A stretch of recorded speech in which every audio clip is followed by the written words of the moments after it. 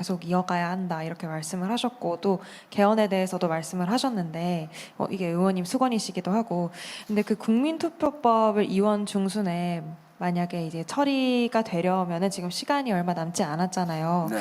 그래서 여야 합의가 된다면 당연히 좋겠지만 그렇지 않으면 여당 단독으로 처리할 수 있는 그런 선택지도 아예 없는 건 아닌 것 같은데 의원님께서는 2월 중으로 만약에 합의가 되지 않더라도 좀 끝까지 그 여야 간의 그 합의를 통해서 이뤄내시는 게 좋다고 생각을 하시는지 궁금합니다. 법안들이 합의하면 제일 좋죠. 그러면 이견이 없어지는 거니까요. 그래서 합의하는 것을 국회에서는 중요한 관례로 보는 겁니다. 그래서 가급적 합의를 하자 이런 건데 합의가 안 되면 또 어떻게 하겠어요. 합의가 안 되면 그냥 밀쳐놓고 하지 말아야 되는 건 또 아니잖아요. 제가 처음 시작부터 저한테 중립을 안 지킨다 이런 이야기하는 분들도 있고 처음부터 아예 저는 그 중립에 대해서 이렇게 얘기했습니다. 중립은 합의가 안 되면 가운데 가만히 서 있는 것이 중립인가? 나는 그렇게 생각하지 않는다. 그 정당을 떠나서 무소속을 해야 한다고 하는 정신은 이 정쟁을 하는 과정에 여의 편이 되든가 야의 편이 되든가 하지 마라 라고 하는 것은 분명하다고 생각합니다. 그러나 그 내용이 그것이 어느 것이 국민의 편인가 합의가 안 될 때는 어느 것이 국민의 편이고 어느 것이 민주주의의 편이고 어느 것이 헌법을 준수하는 편인가 라고 하는 것이 중립의 가치라고 생각합니다. 제가 비상계엄 해제할 때도 이 민주주의가 무너지면 안 된다라고 생각하고 들어와서 한 거지 한쪽에서는 비상계엄을 했고 한쪽은 막으려고 하는데 물론 당시 여당이 비상계엄을 찬동했는지는 전 모르겠습니다만 그 다음에 탄핵할 때 한쪽은 반대하고 한쪽은 찬성할 때 그럼 표결 안 하는 거냐? 아니면 물론 전부 다 들어와서 표결을 했으니까 표결이 됐습니다만 다른 법 할 때도 반대가 막 부닥치면 그러면 끝까지 가만히 있어야 되느냐? 그건 전 그렇게 생각하지 않습니다. 국민의 편, 민주주의의 편, 헌법의 정신을 존중하는 편에 국회의장은 있어야 된다고 보고 국회의장이 22대 국회를 만든 국민의 뜻을 따라서 그 일을 앞장서서 해야 된다는 생각을 가지고 있어요. 합의를 위한 최선의 노력을 하되 합의가 안 되는 것에 대해서는 또 이런 필리버스터 과정을 통해서라도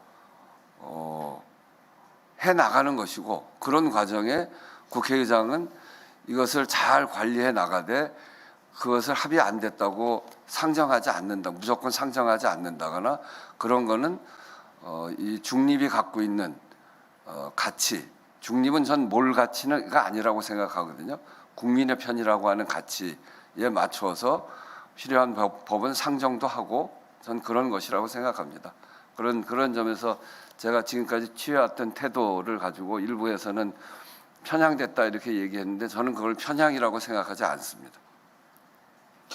국민투표법에 대한 국회의장님의 처리 방향으로 답변 이해하시면 될 것 같습니다. 다음 질문 받겠습니다.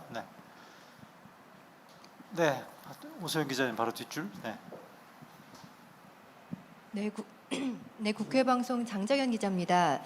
의장님께서 이 국회 담장을 넘어서 이 국민 속으로 들어가야 된다 하고 말씀하셨더니 그렇게 됐다고 하셨잖아요.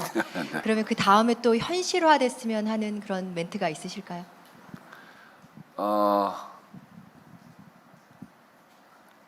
개헌의 문을 열었으면 좋겠다. 그리고 국민 눈높이에 맞게 국회 개혁을 이루었으면 좋겠다. 뭐 그런 얘기입니다. 네, 계속 손 드셨는데 유성애 기자 바로 뒷줄. 서리라 기자, 유성아님. 의장님 안녕하세요. 네. 저 월요신문 박윤미 기자입니다.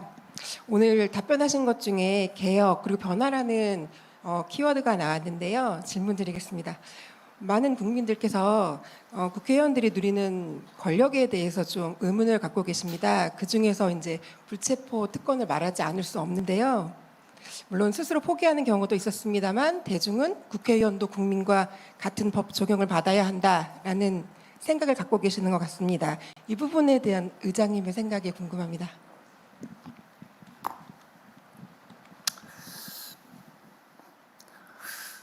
그 특권은 내려놔야죠. 저는 그 국회의원이 특별한 사람이다. 그렇기 때문에 특권을 누린다. 그거는 뭐 그렇게 해서는 절대로 안 된다고 생각합니다.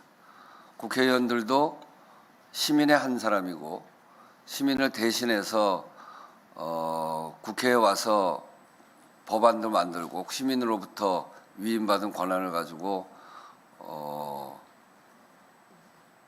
법안도 만들고 예산도 편성하고 하는 역할을 하는 거죠. 불체포 특권이 특권인 경우도 있고 특권이 아닌 경우도 있습니다. 그러니까 부당한 권력으로부터 그 국회의원 신분을 지켜야 될 때, 그럴 때는 불체포는 특권이 아니죠. 그런데 당연히 처벌받아야 되는데 그거를 유예하고 이 불체포를 이용해서 자기의 안위를 깨하려고 하는 거, 그건 특권이죠. 그래서 그걸 저는 딱 잘라서 이야기하기가 쉽지 않습니다.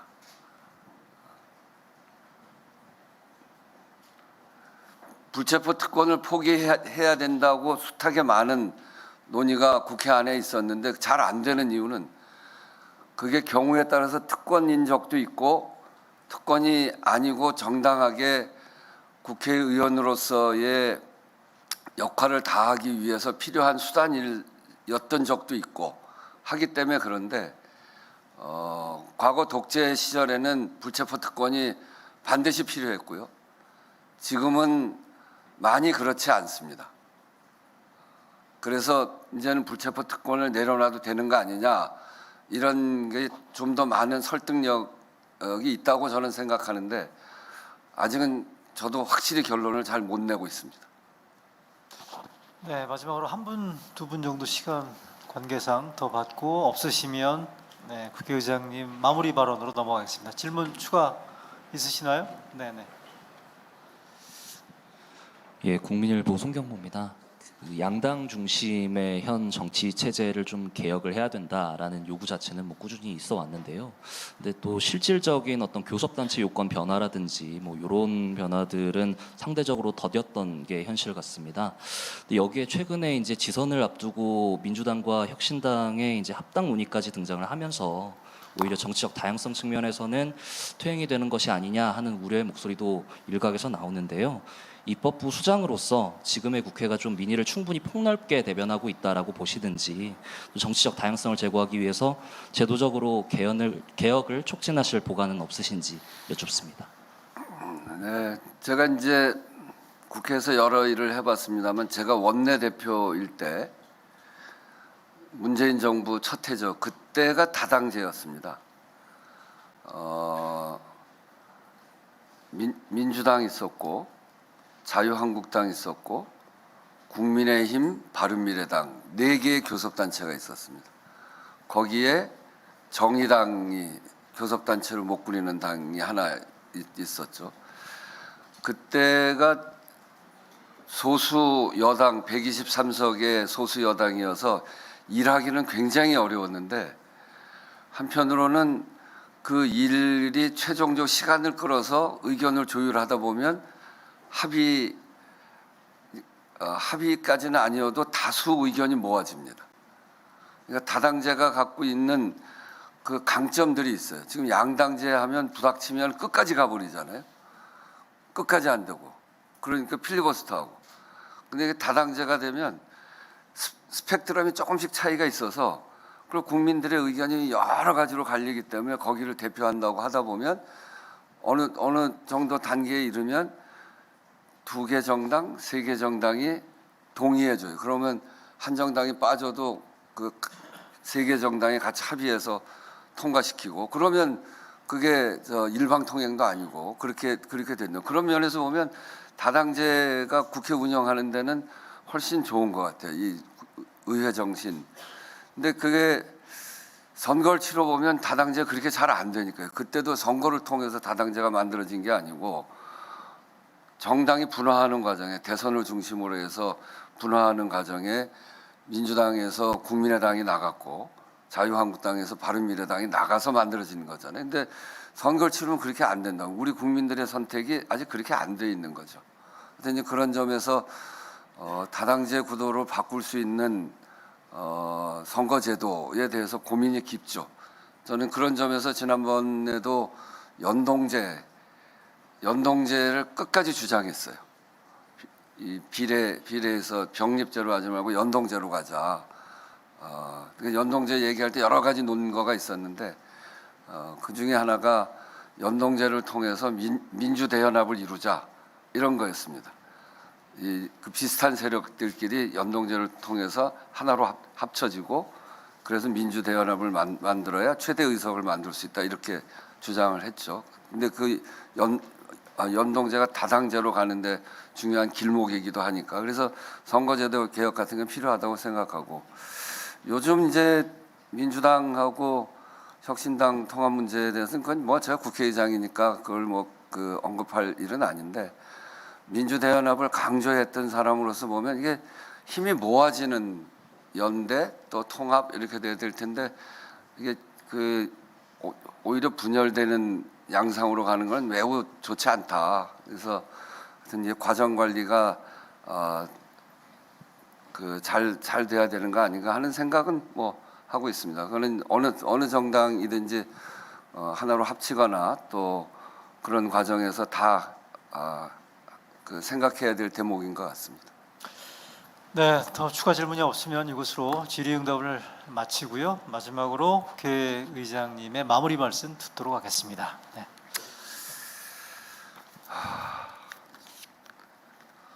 네, 이제 제가 국회의장 임기가 2년인데 어느덧 하다 보니까 1년 8개월을 했습니다. 이제 4개월 남았는데 지난 1년 8개월을 다 생각해 보면 한 5년쯤 한 것 같아요.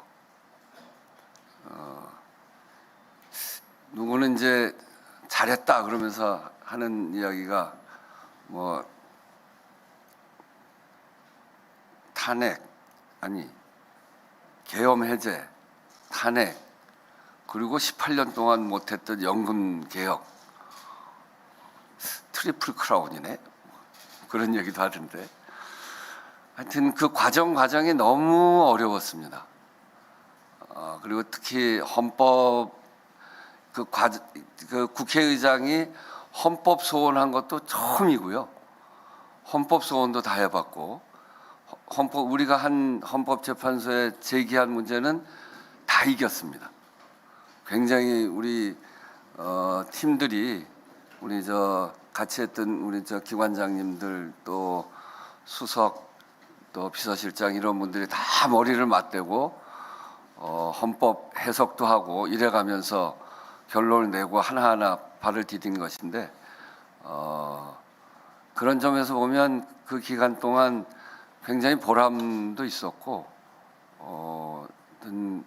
그렇지만 과정 자체는 굉장히 길게 많은 일이 있었다 이런 느낌이 듭니다.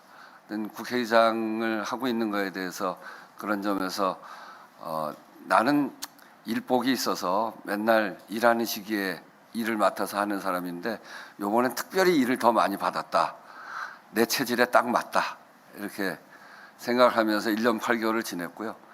나머지 4개월은 그것 못지않게 중요한 과제들이 남아 있습니다. 커다랗게 말씀드렸듯이 개헌의 문제에 꼭지를 열 수 있을까?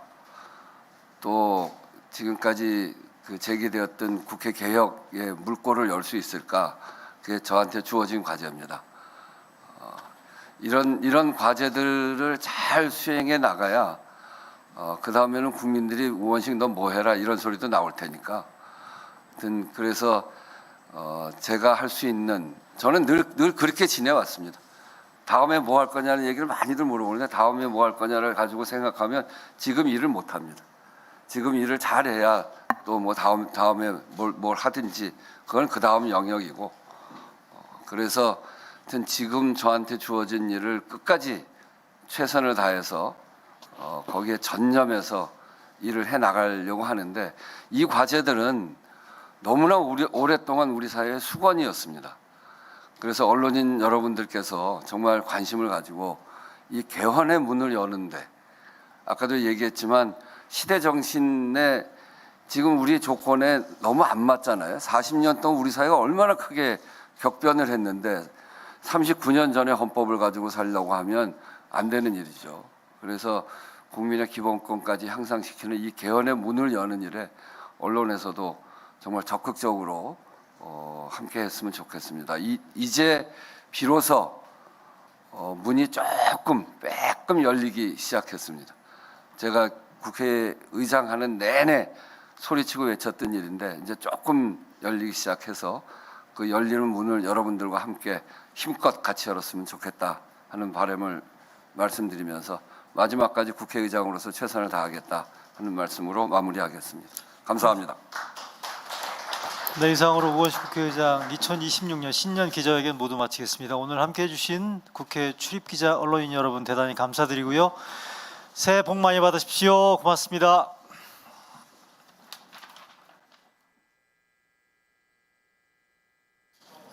네.